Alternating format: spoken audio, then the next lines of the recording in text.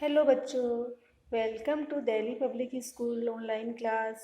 कैसे हो आप लोग? आई होप ठीक होंगे आप लोग।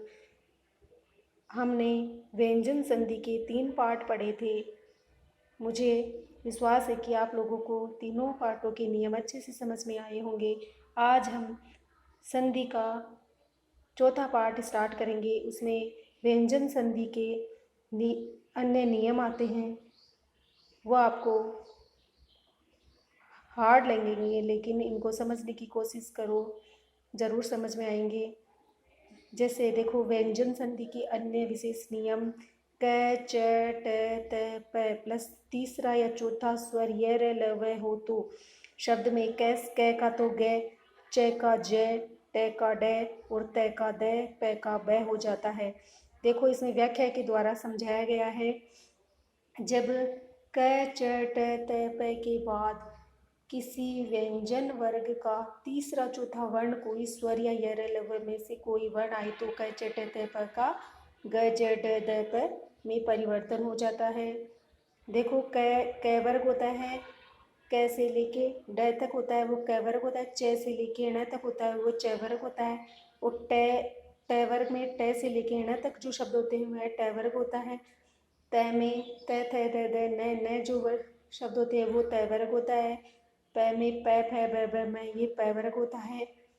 अगर किसी व्यंजन वर्ग का तीसरा चौथा वर्ण, जैसे तीसरा क का तीसरा वर्ण होता है ग और चौथा वर्ण होता है घ, वैसे ही च का तीसरा वर्ण होता है ज और चौथा वर्ण होता है झ आए तो वैसे ही सभी के होते हैं। आए तो चौथा वर्ण स्वर या य र ल व में से कोई वर्ण आए तो क च ट त व का जब गड़ दस में परिवर्तन हो जाता है। जैसे वागीस, वागीस में वाक प्लस ईस क का ग हो गया और ईश शब्द बना वागीस। दिग्गज, दिक प्लस गज क का ग हो गया, दिग प्लस गज दिग्गज। षड्यंत्र, सट प्लस यंत्र षड्यंत्र। प्रागैतिहासिक, प्राग प्लस ऐतिहासिक प्राग प्लस ऐतिहासिक और शब्द बन गया प्रागैतिहासिक। सदवाणी, सत प्लस वाणी शब्द बना सदवाणी। त का द हो गया यहाँ पे। अजंत, अच प्लस अंत शब्द बना अजंत। वैसे ही आगे के नियम है। आगे का दूसरा नियम है क च ट त प। इन वर्गों के बाद में न या मैं आए तो क का तो ड हो जाता है, च का य हो जाता है, ट का न हो जाता है, त का न और प का मैं हो जाता है। यानी कि क अपने पंचम वर्ण में परिवर्तित हो जाते हैं। क च ट त प अपने पंचम वर्ण में परिवर्तित हो जाते हैं। जैसे कि जगन्मात, जगन माता, जगत प्लस माता जगन। त का न हो गया प्लस माता जगन माता। वार्ड में वाग प्लस में वाग में। उन्मुख, उद प्लस मुख उन्मुख। षणमास, सट प्लस मास षणमास। तय या द के नियम, इसमें तीसरा नियम है तय या द के नियम।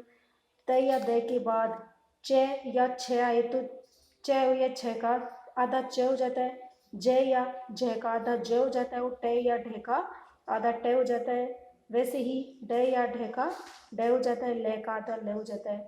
देखो, व्याख्या के द्वारा इसमें समझाया गया कि जब तय या द के बाद च या छ आए तो ट और द का च और ज या झ आए तो आधा ज हो जाता है। वैसे ही ट या ठ का आए तो आधा ट हो जाता है और ड और ढ का आए तो ड हो जाता है।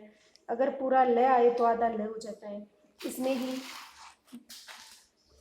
और शब्द दिए गए हैं, जैसे उल्लास है, उल्लास का उद प्लस लास शब्द बन गया उल्लास। उज्ज्वल, उज्ज्वल में उद प्लस ज्वल टुकड़े करने पर संधि करते हैं तो और शब्द बनता है उज्ज्वल। सचरित्र, सत प्लस चरित्र शब्द बनता है सचरित्र। सचरित्र। जग जननी, जगत प्लस जननी शब्द बनता है जग जननी। ठीक है बच्चों, हमारी संधि का पार्ट कंप्लीट होता है। जो कुछ भी समझ में नहीं आए वह कमेंट कर देना। Thank you. और इनको समझने की कोशिश करना। Thank you.